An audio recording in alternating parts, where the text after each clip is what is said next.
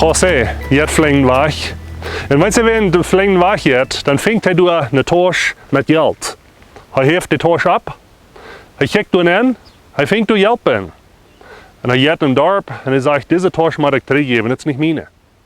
Hij komt met een opa en dan zegt hij, weet du, wer een deel geld verloren heeft? Ja, zegt de opa. Ik weet.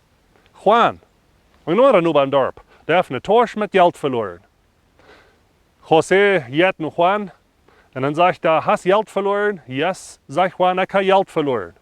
En José geeft hem de toos met geld. Juan neemt die toos, telt dat geld. En dan zegt hij, weet je wat? Hier zijn pas $800.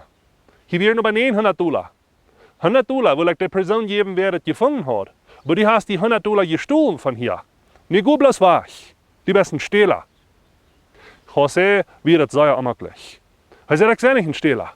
Du wirst bloß $800 ben. Ik kan een schrittje noemen. Juan wil hem weggeven, aber hij zegt, nee, dat kan ik niet teruglaten. Ze gaan voor den Rechter. En wenn ze voor den Rechter zijn, dan zegt die Rechter, Jongens, vertelt jullie Geschichten. José zegt, ik vond een toos met geld, met $800. En ik bracht Juan die, en hij zegt, heute verloren.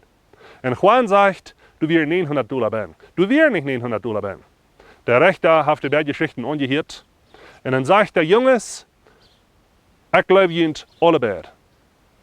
Juan, ik geloof die, dat du recht bist. En die toos weer $900, zegt hij, en ik geloof die dat.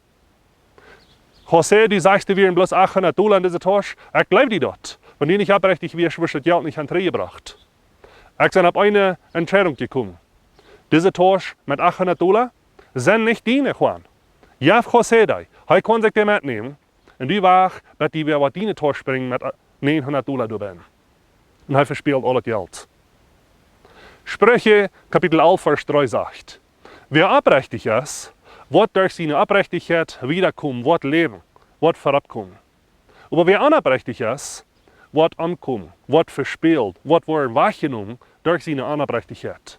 Juan verspielt al het geld, wenn hij probeert unabrechtig te zijn met $100.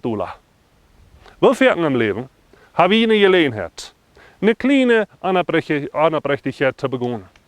Vielleicht ein klein bisschen was zu tun, brauchen wir Tax holen. Vielleicht ein klein bisschen was tun, dann kommen wir auf Billard. Vielleicht ein klein bisschen Besiegung, dann ist das leichter. Mehr Geld für mich, bessere Folgen für mich. Aber wir werden nicht vergessen, was Spricha 11, Vers 3 sagt. Op een lange Weg, abrechtig sein, bringt en hält op der rechten Weg. Op deze Welt en voor Gott. So das nächste Mal, wenn wir gelernt haben, ein klein bisschen unabrechtig zu sein.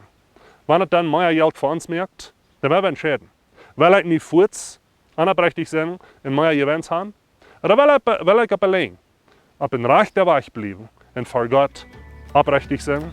Das ist eine Entscheidung, die wir machen treffen, Tag für Tag. Noch Gott uns halten, von den Menschen zu sein, die abrechtig sind, immer die kleinen Dinge. Gottes Segen.